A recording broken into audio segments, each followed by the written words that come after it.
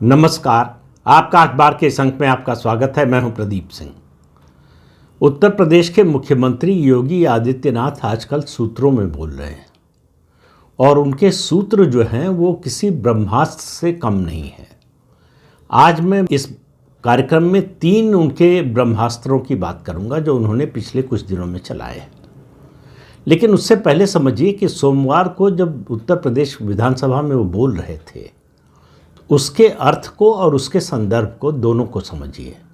जो कह रहे थे वो एक तरह से सनातन के मानने वालों के मन में जो संकोच है उसको निकालने की कोशिश कर रहे थे। क्या संकोच है कि हम सनातन के पक्ष में बोलेंगे तो हमें कहीं मुस्लिम विरोधी तो नहीं समझ लिया जाएगा, हमें कहीं ईसाई विरोधी तो नहीं समझ लिया जाएगा, या हमें सांप्रदायिक तो नहीं समझ लिया जाएगा। उन्होंने कहा सच बोलो। और सच क्या है?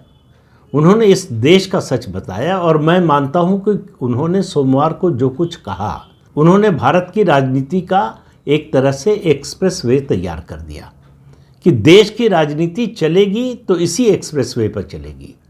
अगर इससे नीचे उतरी तो उसके पलटने का खतरा है।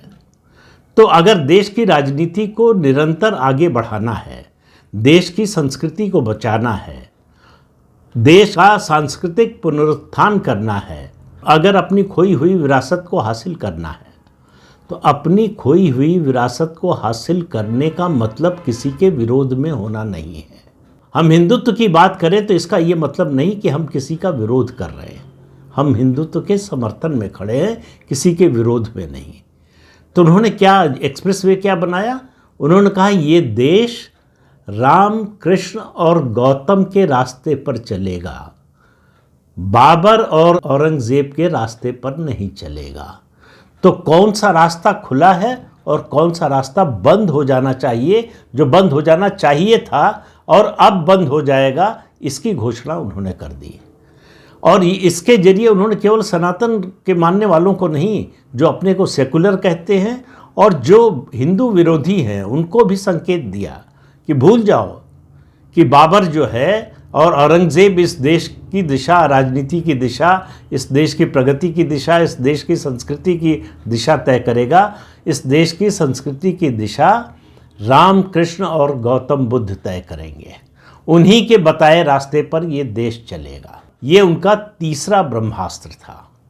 पहला ब्रह्मास्त्र था उनका बटेंगे तो कटेंगे, और वो ऐसा नारा बना है जो पूरे देश में नीचे तक पहुंच गया है, जन जन तक पहुंच गया है। इस नारे के जरिए उन्होंने बता दिया कि हम पिछले 1000 साल से क्या गलती कर रहे हैं और उसमें क्या सुधार करने की ज़रूरत है। सिर्फ 3 शब्दों में 1000 साल की समस्या का निदान बता दिया। इतने सरल शब्दों में अभी तक इस समस्या को किसी ने समझाने की कोशिश नहीं की, बताने की कोशिश नहीं की है। उनका दूसरा ब्रह्मास्त्र था जब उन्होंने कहा बांग्लादेश, अयोध्या, संभल और कृष्ण जन्मभूमि और ज्ञानवापी सबको जोड़ते हुए कहा इन सब का डीएनए एक है।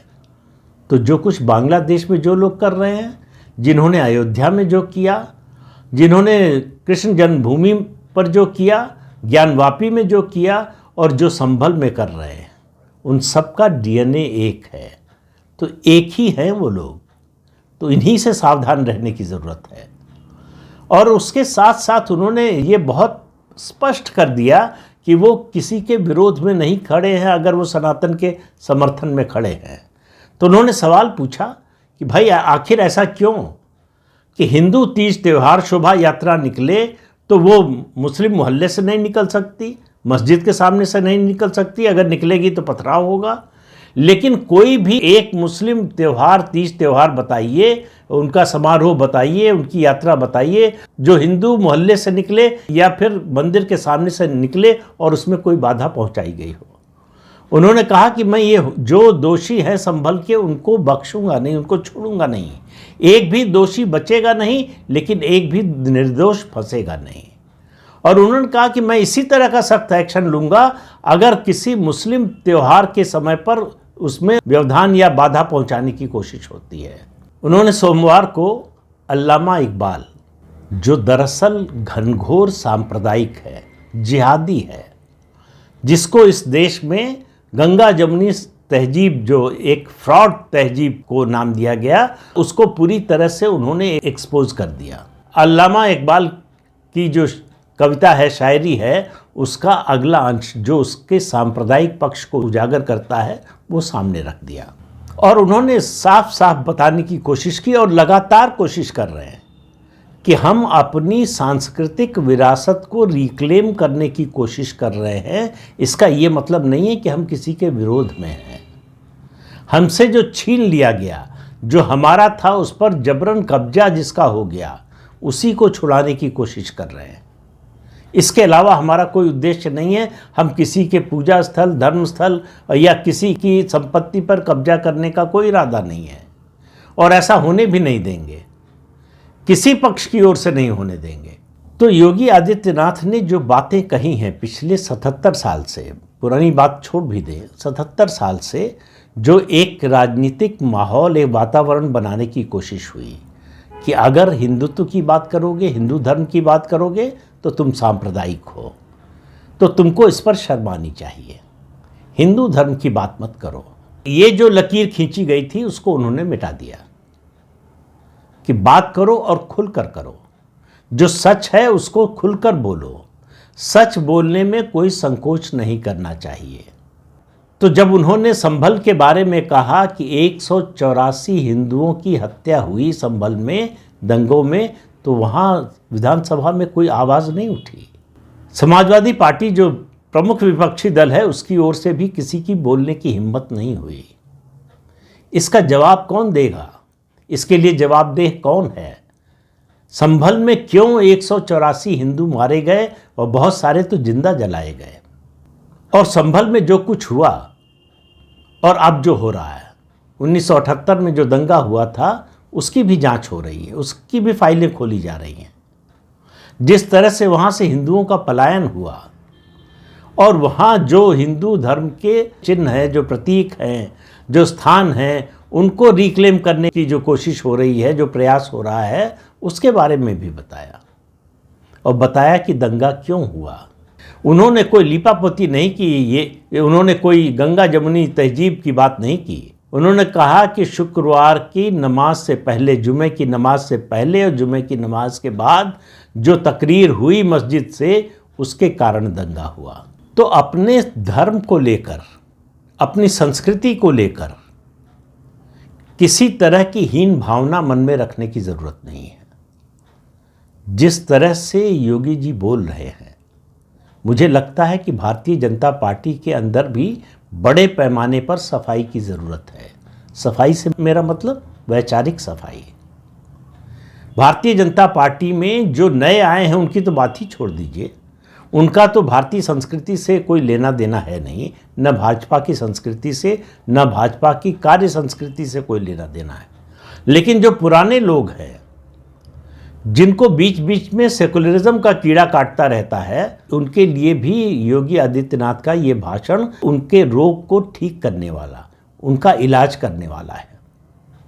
और ये इलाज जो है वो योगी जी नहीं करने जा रहे हैं, ये इलाज जनता करेगी, जिसने हरियाणा और महाराष्ट्र में करके दिखाया है। तो बटोगे तो कटोगे से जो शुरुआत हुई थी वो अब आगे बढ़ रही है, आगे बढ़ रही है इस देश की संस्कृति के मार्ग पर चलने वाला। कि इस देश की पहचान क्या है? क्या इस देश की पहचान बाबर और औरंगजेब बनेंगे?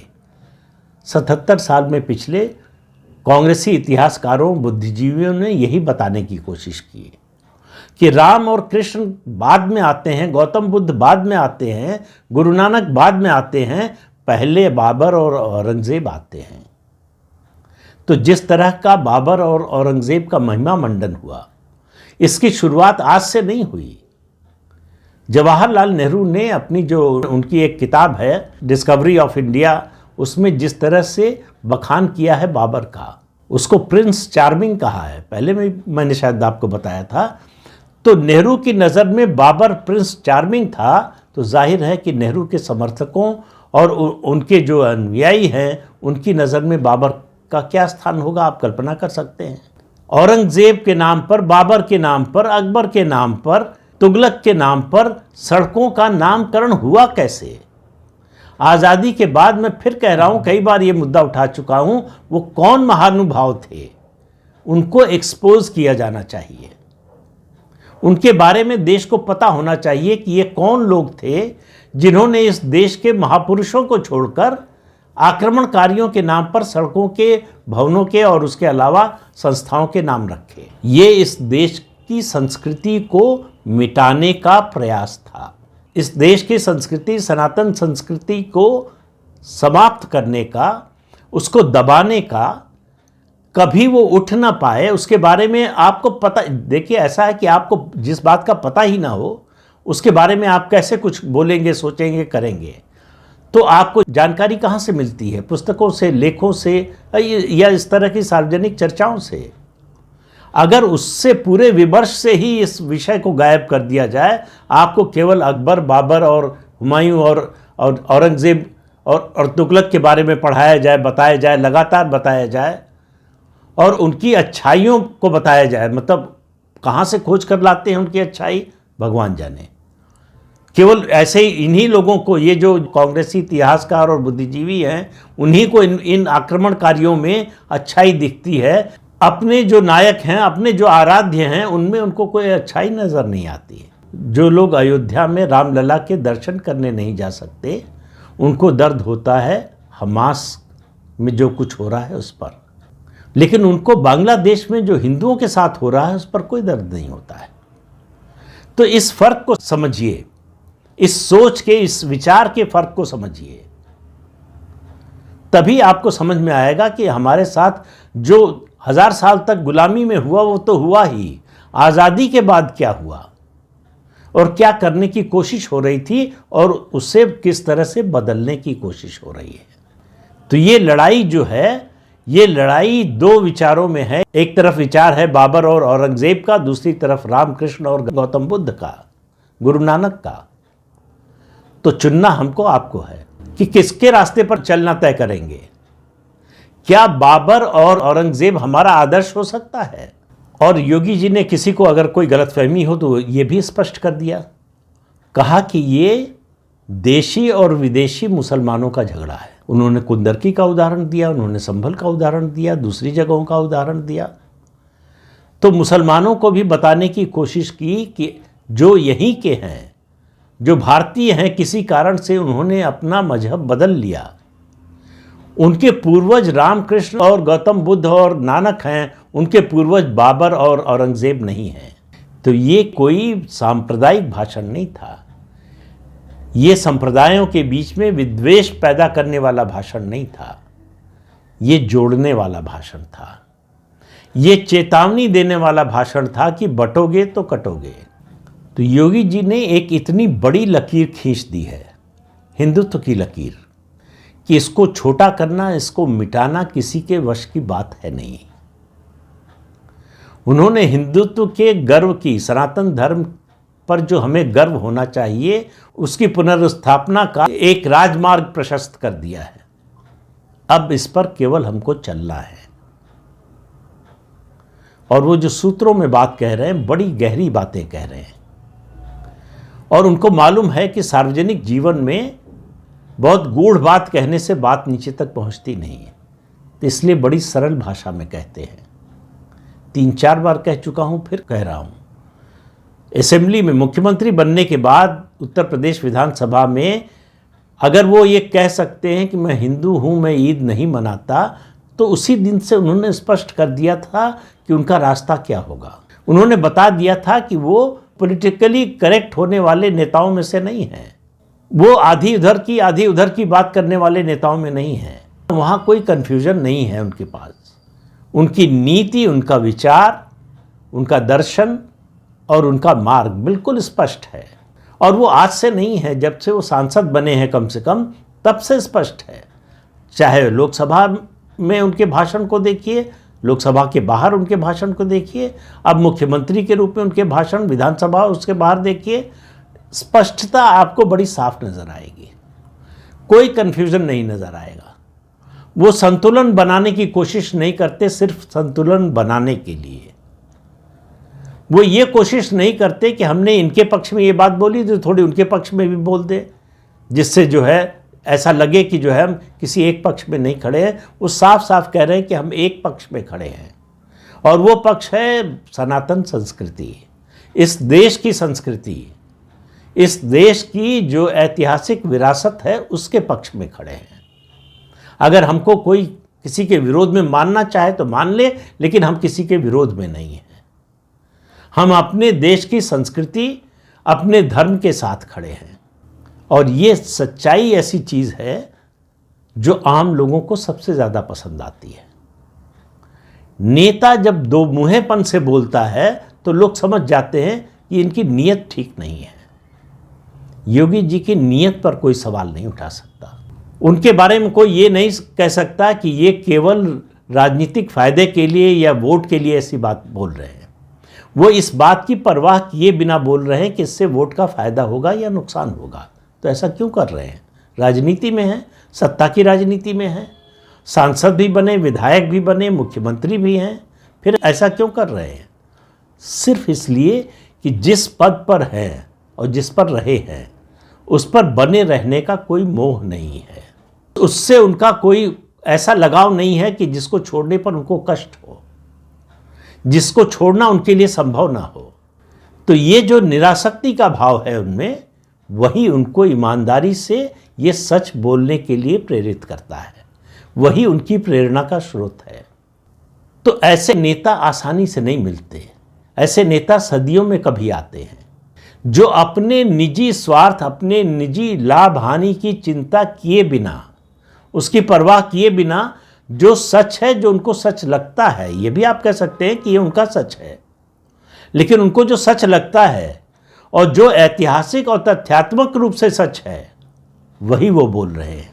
इतिहास के जिस पन्ने को छिपाने और दबाने की कोशिश की गई, उसको वो उघाड़ रहे हैं, सच का आईना दिखा रहे हैं कि देखो सच ये है, जो आपको बताया नहीं गया, जो आपसे छिपाया गया, जो आज भी छिपाने की कोशिश हो रही है। मैं फिर से दोहरा रहा हूं कि उन्होंने भारतीय राजनीति का एक्सप्रेस वे तैयार कर दिया है।